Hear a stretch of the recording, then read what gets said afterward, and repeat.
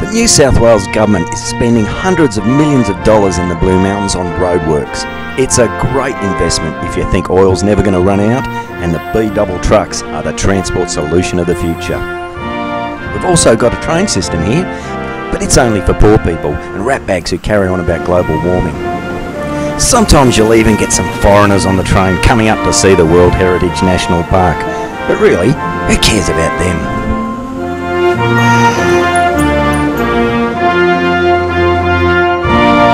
New South Wales Government and other thinking people don't give a stuff about trains, and in the Blue Mountains we don't either. If you're smart enough to know that climate change is something that only Queenslanders have to worry about, just say, good on you, New South Wales Government.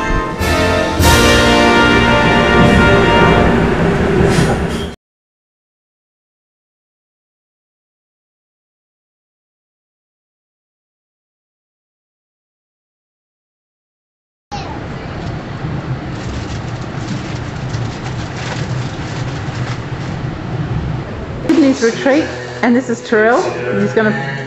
He's listening to somebody Cohen, Leonard Cohen, and he's found his lovely little kitchen here, and we've got a fire cranked up, and there's a nice view. This is a lovely little cottage which we've rented for 2 days, and yeah, really nice. Got a fire going. There's a fire going. There it is. We'll go for a walk through the house, all old and stuff, and there's a bedroom here. It's all very tasteful, and bathroom, and our bedroom.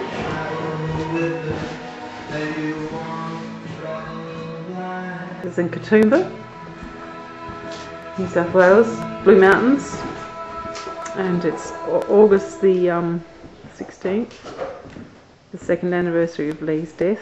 We've just been today to Olympic Park, and now we caught the train up to Katoomba, and we're having 2 lovely days here. Well, what is it today? Here we are. What's the name of this place, Heather? Govetts Leap. Australia. There's Heather. Thank you. Govetts Leap, somewhere up near the Blue Mountains, and there's Mel Blackheath. showing us the gorgeous sights. Blackheath.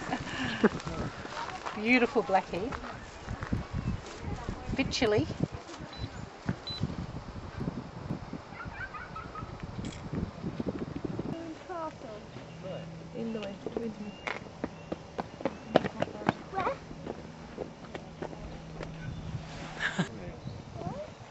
Now, Terrell, I'm going to get you to... Oh, you got it on. Good to her?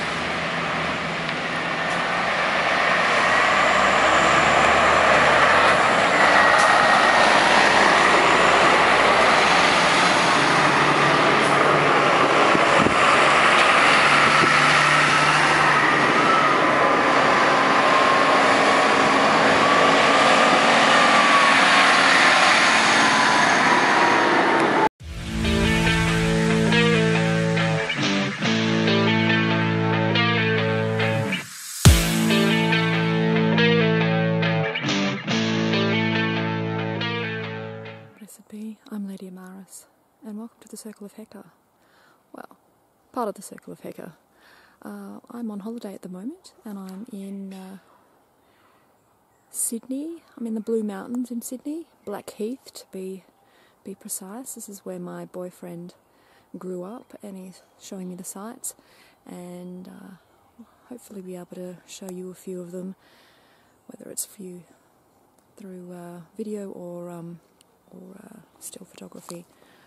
It's beautiful here, and we're out in the middle of the bush, and in the Blue Mountains there is it's mountain, so it's cold. So you can see I've got my little rugged up head, and it's not too cold today, but it has been cold enough that I can see my breath, which is pretty damn cold. And as you can see, I'm out in the bush,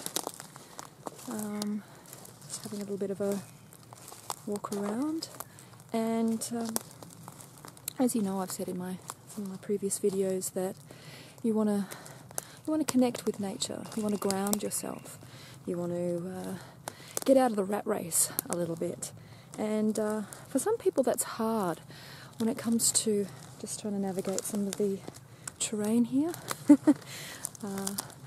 For some people that's hard because they live in the city, and they may live in a heavily built up area, but I know that most areas do have a park of some kind, and it's quite beneficial for you to be able to go to a park and just sit and relax and lean up against a tree, or just put your hands and take your shoes off and put your feet on the ground, and that obviously just grounds you and centers you and brings you back, and especially if you're in a hectic environment, or you find yourself being quite over here, oh, I've got to do this, and your heart's palpitating, and it's like, I've got all these things I've got to finish. Going somewhere where it's relaxing, and hopefully you have some animals. Birds are wonderful. I've been recording lots of bird sounds this morning, and they're wonderful. I'll get you to have a little bit of a listen a little bit later. But it's all about making sure that you connect with nature again. And some people feel that they don't really connect with nature. They don't feel that they're, I'm a witch, but I don't feel nature the way that other witches do, and that's fine. But there is that part of you that needs to come back to center. Like I've been saying in some of my previous videos, it's all about bringing it back to center. If you're too far over to one side or too far over to the other side, you're not balanced, and you're not in your full power. You're not in your full capacity. And when you're in nature and you ground and you center yourself, you find that you come back to that groundedness, that centeredness, and you relax. And when you're relaxed, you can command your power, your energy. Now just walking through. Some of the sun will come through, and sometimes it won't. So sometimes I'll look pasty, and other times I'll look radiant and beautiful. So just deal with it. Okay.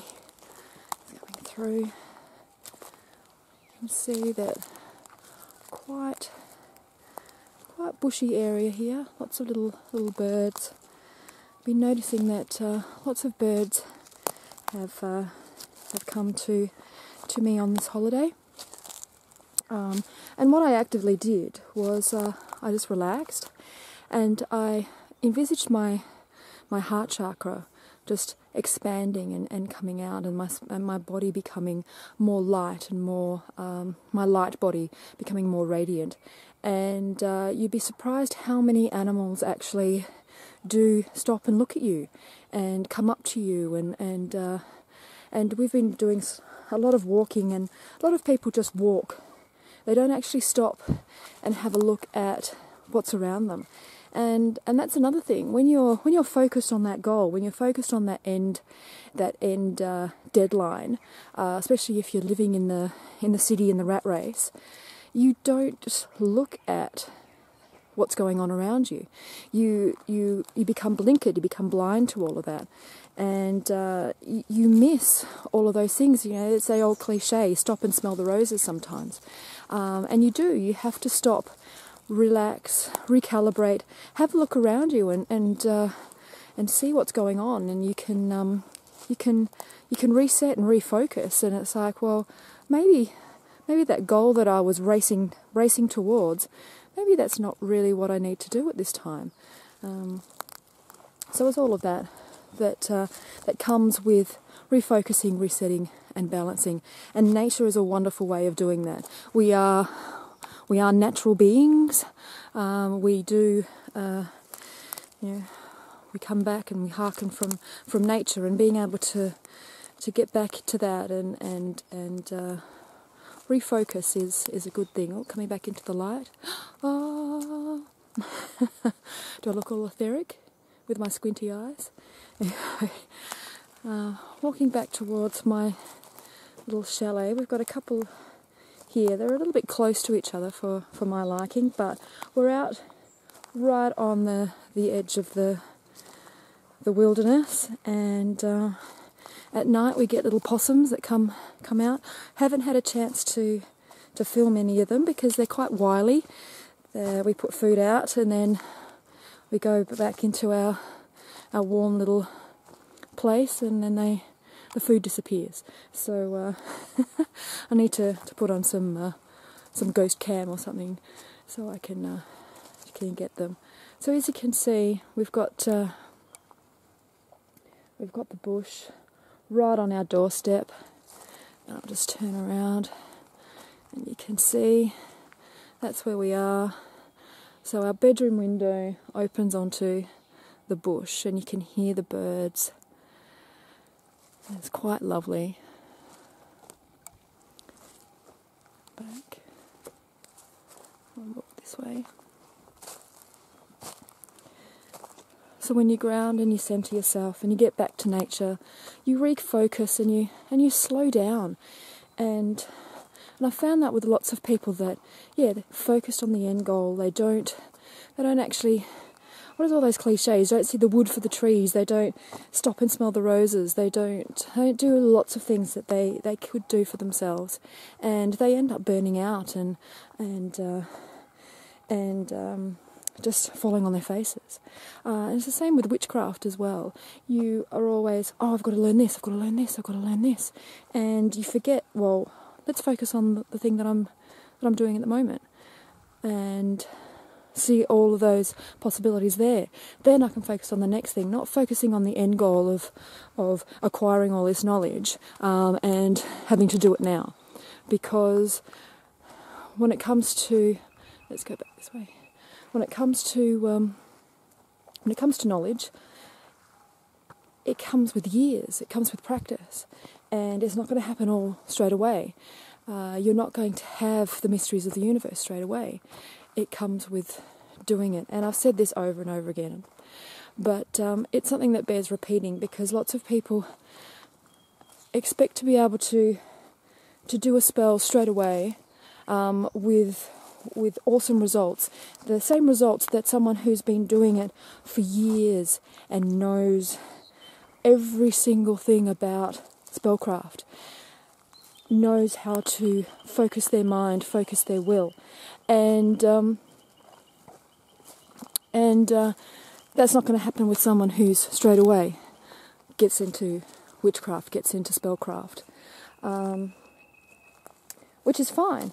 You know, you have certain people that are naturals, and the first couple of ones, bang, bang, bang, but then they have that plateau, that die off when it comes to their spellcraft. And what's that? That is the fact that they've relied on their beginner's luck, as they say. Everyone that starts some kind of, when you play a game and, the first game you do, you win, but then the second one's like, oh, and the third, oh. It's because you're relying on that initial gusto, that initial beginner's luck, that dies off. And to counteract that, you need to have a form of practice. You need to be able to focus your will. You need to be able to do all those things all those boring things that we keep telling you about meditation, about focus, about keeping good notes, all of those things that people are like, oh, do I have to? I just want to get into all the sexy spell stuff. I want to be able to, I want to have, that guy over there, I want him to love me. I want, I want $1 million. I want, I want to be the CEO of company and I don't even know about the company. All of those sorts of things that people assume that a spell is going to be able to do for them. And those things they can, but it's not going to happen straight away, especially if you're just coming fresh into it and you don't have that focus, you don't have that strength of will, that purpose. And that comes with continually doing the work. That strength of will comes with continually going over and over and over those things. Meditation, and having a regular process. If you're haphazard and you're all over the place and you're actually just focusing on the end goal a lot of the times, where I'm going to be this super amazing, powerful witch, that doesn't happen when you're all over the place and telling everyone how super and amazing you are, when out in the back, there's no substance. So I think I just rambled all over the place there, so I hope that makes sense. And I'm going to get back into this nature. I've got to go for a bushwalk again today. I don't think I've done so many bushwalks in such a small space of time. So we're going to the Fairy Dell, which should be interesting. It's not actually called the Fairy Dell, it's what my boyfriend called it when he was young, the Fairy Dell. So let's see how we go. So merry meet, merry part, and merry meet again. Blessed be. The media do this polarizing, pushing and pulling all the time. It is about opposites and polarizing opinion. And it is where the entertainment business is best. You get two polarized people into a room with a camera, and there you have reality TV.